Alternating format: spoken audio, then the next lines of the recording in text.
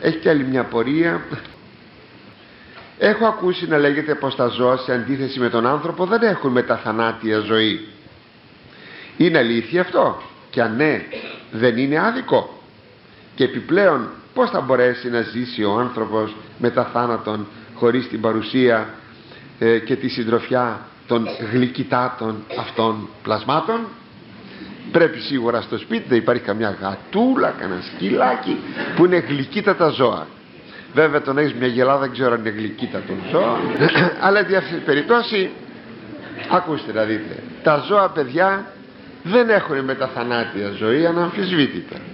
Μόνον ο Θεός έκανε τον άνθρωπο να είναι η ψυχή του αθάνατη και επιπλέον να τύχει Αναστάσεως και να επανενωθεί η ψυχή με το σώμα, το παλιό σώμα, το οποίο θα γίνει καινούριο.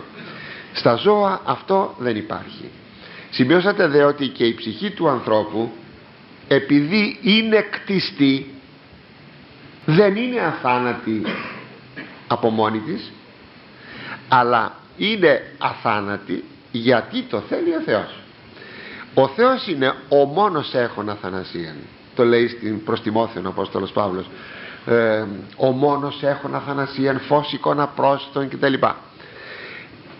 Ούτε οι άγγελοι είναι αθάνατοι εκ φύσεως, μην σας κάνει εντύπωση, ούτε οι δαίμονες, διότι όλα είναι κτιστά αυτά.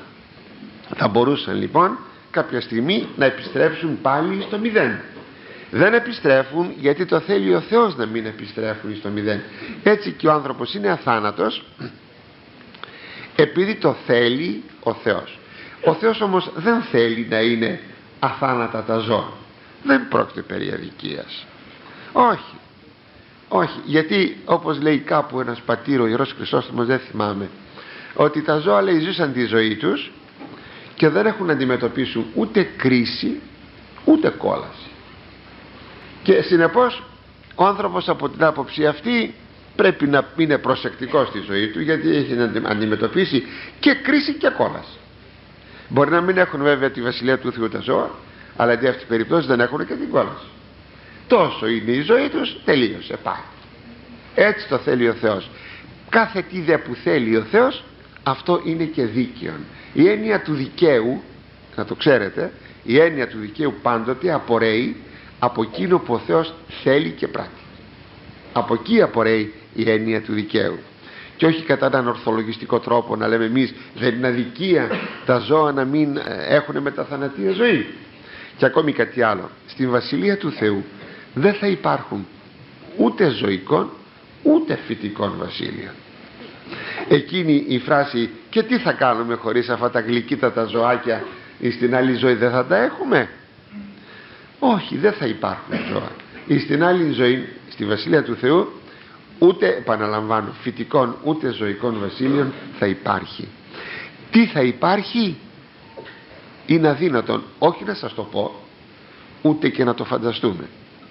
Λέει ο Απόστολος Παύλος ότι εκείνο που ετοίμασε ο Θεός σε εκείνους που τον αγαπούν, ούτε μάτι είδε, ούτε αυτή άκουσε, ούτε επί καρδίαν ανθρώπου ανέβη. Δηλαδή έκφρασης που δείχνει την επιθυμία. Δηλαδή δεν επεθύμησε ο άνθρωπος, γιατί δεν ξέρει τι πράγμα είναι, για να ανεβεί αυτή η επιθυμία στην καρδιά του και να πει «Α, αυτό επιθυμώ». Εκείνα ο Θεός ετοίμασε, εκείνα που ο Θεός έχει ετοιμάσει, τις αγαπώς είναι αυτόν σε εκείνους που τον αγαπούν. Πάντως, όπως και λέει το πράγμα, τα ζώα δεν θα αναστηθούν και δεν έχουν μεταθανατία ζωή.